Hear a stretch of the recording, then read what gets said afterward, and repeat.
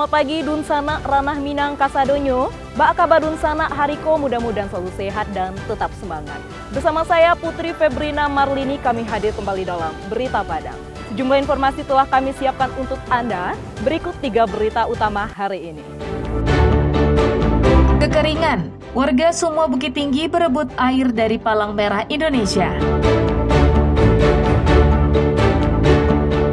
Anak yang bermasalah dengan hukum di Pariaman dikirim ke Panti Sosial Karya Wanita Andam Dewi di Kabupaten Solo.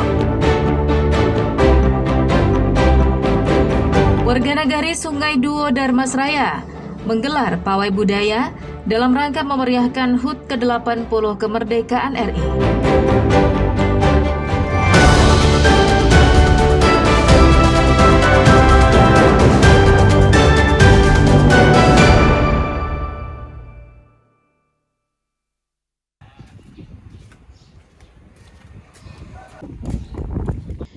Masyarakat di daerah Sumua, Kelurahan Ladang Cakiah, Kecamatan Aur Birugo, Tigobaleh, Bukit Tinggi, terpaksa mengantre agar bisa memperoleh pasokan air bersih dari petugas Palang Merah Indonesia yang menyalurkan air secara sukarela. Warga menggunakan berbagai wadah untuk dapat menampung air, mulai dari drum, ember, galon, hingga wadah lainnya. Kekeringan telah dirasakan warga dalam sebulan terakhir. Akibatnya, sumur dan sumber air di sungai yang ada menjadi kering. Mereka terpaksa meminta air ke lokasi lain. Dengan adanya penyaluran air dari PMI Bukit Tinggi, warga menjadi sangat terbantu. Kali lang 6 kali kok. Isi air ini. Ya. Ini kenapa? Kekeringan. Kekeringan. Kenapa Ya. itu, Bu? Kena hujan. Karena nggak hujan. Sebelumnya airnya dari mana sih, Bu? Sumur kali. Sumur kering. Kering. Ya. Jadi ini meminta ke PMI. Meminta PMI, dibantu PMI. Tiap hari dikasih air sini Sekali 2 hari untuk minum. untuk minum. Untuk minum. Kalau kebutuhan lain dari mana airnya? Itulah air. Ini juga dipakai untuk kebetulan lain untuk cuci piring itu, untuk makan. Beberapa bisa dipakai gitu. Kepala Markas PMI Bukit Tinggi menjelaskan, PMI datang ke daerah yang tengah mengalami krisis air bersih, yakni di Kubu Tanjuang dan Sumua. Sedangkan di Agam, penyaluran air bersih dilakukan di Nagari Biaro Gadang, Lambah, dan Panampuang. Pembagian air dilakukan dari pagi hingga malam hari. Kami sampaikan bahwasanya ini sudah hampir 1 bulan kami Kota Bukit Tinggi membantu masyarakat yang kekurangan air bersih. Kemarau yang berkepanjangan mengakibatkan sudah banyak sumur-sumur warga yang kering. Di semua ini sudah yang keempat kali kita distribusi. Jadi di samping di semua kita juga distribusi di Kubu Tanjuang, di Ladang Cangkiah untuk Kota Bukit Tinggi, di luar Kota Bukit Tinggi di Agam juga kita distribusi di Biaro Gadang, di Lambah, di Perumahan Sakinah, dan juga di Tanjung Mulia dan Kedua. Air yang diperoleh warga digunakan untuk konsumsi dan kebutuhan sehari-hari. Kemarau panjang juga berdampak terhadap pertanian warga yang gagal panen. Dina Amrina melaporkan dari Bukit Tinggi.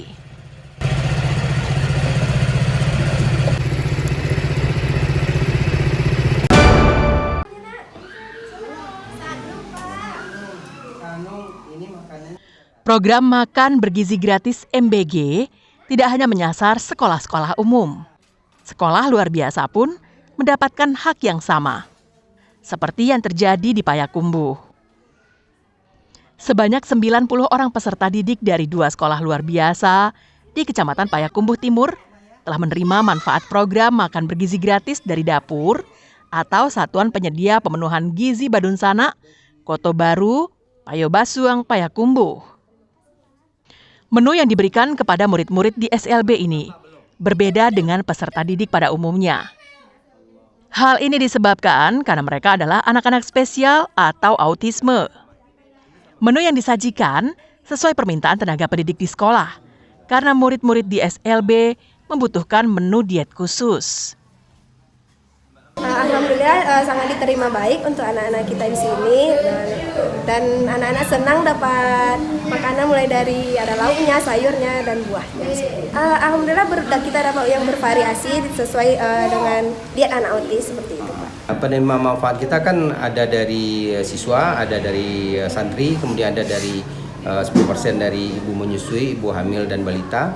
Kemudian dari santri dan dari siswa itu kan ada yang dari SLB.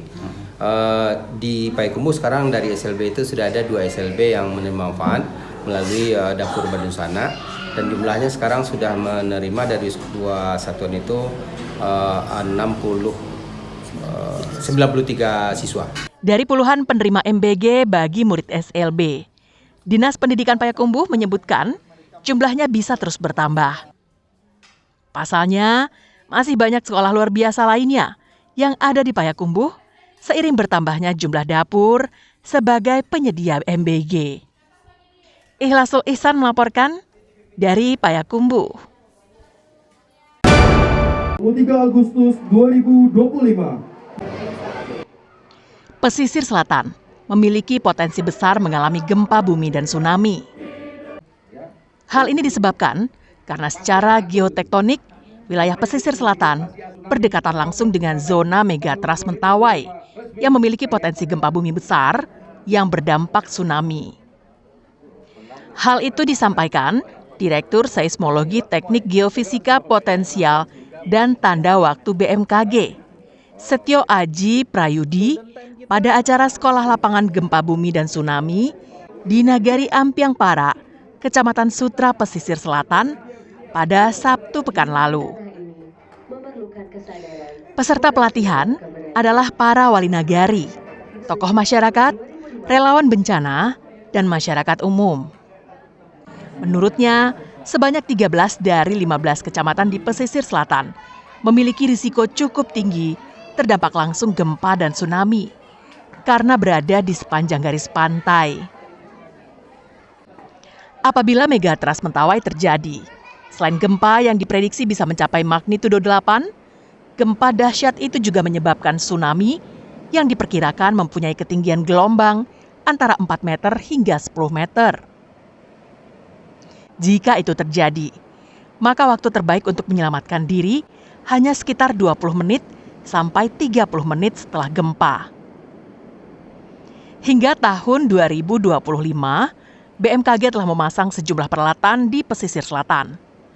Antara lain, seismograf sebagai pendeteksi getaran gempa, serta perangkat diseminasi informasi gempa bumi dan tsunami.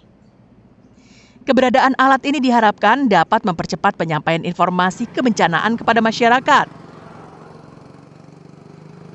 Jadi memang kalau kita lihat dari secara geotektonik, wilayah pesisir selatan kan berdekatan langsung dengan zona megatrust ya, di mana kita tahu di sana ada potensi gempa bumi signifikan yang mungkin suatu saat bisa terjadi gempa tersebut yang bisa memicu tsunami. Nah, kaitan dengan SLB ini adalah kita mempersiapkan masyarakat termasuk pemerintah daerah ketika memang gempanya itu terjadi dan menimbulkan tsunami, mereka sudah tahu apa yang harus dilakukan. Tentu respon dari pemerintah Kabupaten Pesisir Selatan sangat merespon sekali karena ada perhatian khusus ya dari BMKG pusat ya. Tentu kita di sini sangat mengapresiasi itu karena memang Sumatera Barat ini memang semuanya rawan tsunami ya, karena daerah apalagi daerah kita pesisir selatan ini. BMKG mengimbau pemerintah pesisir selatan untuk menggelar kegiatan peningkatan kapasitas di masyarakat secara rutin sebagai bentuk kesiapsiagaan terhadap bencana gempa dan tsunami. Banta Fauzan melaporkan dari pesisir selatan.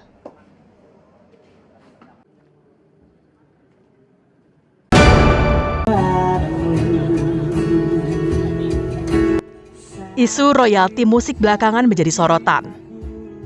Pembayaran imbalan finansial yang dibayarkan kepada pencipta atau pemegang hak cipta lagu atas penggunaan karya mereka secara komersial oleh pihak lain yang kini marak jadi perbincangan di kalangan masyarakat, menimbulkan pro dan kontra. Hingga saat ini, belum ada sosialisasi ataupun aturan yang ditetapkan dalam penyebarluasan karya lagu. Akibatnya, sejumlah kafe di Bukit Tinggi tidak lagi memutar lagu-lagu sebagai musik latar karena khawatir ditagih royalti. Kafe-kafe lebih banyak menampilkan pemusik lokal secara langsung dan penyanyinya untuk menghibur para tamu kafe. Polemik royalti akhirnya menemui titik terang karena para penyanyi dan komposer sepakat mengakhiri permasalahan itu yang disepakati dalam pertemuan yang dilakukan Komisi 13 DPR RI bersama para pencipta lagu dan penyanyi yang digelar Kamis pekan lalu di Jakarta. Seluruh pihak juga menyepakati untuk dapat menyelesaikan Undang-Undang Hak Cipta yang ditargetkan rampung dalam 2 bulan ke depan. Menjelang Undang-Undang Hak Cipta direvisi, masyarakat umum dibebaskan untuk memutar musik dan lagu dan bernyanyi di tempat-tempat umum tanpa khawatir ditagih royalti. Nah, untuk itu kepada masyarakat luas diharapkan untuk tetap tenang, untuk dapat kembali seperti sedia kala memutar lagu tanpa takut, untuk kemudian menyanyi juga tanpa takut, karena dinamika yang terjadi sudah disepakati untuk sama-sama diakhiri dan kita akan jaga suasana supaya tetap kondusif. Namun seorang artis Minang justru senang dan bangga jika lagu ciptaannya dinyanyikan oleh orang lain. Menurutnya ada kepuasan tersendiri saat lagu mereka bisa didengar orang banyak.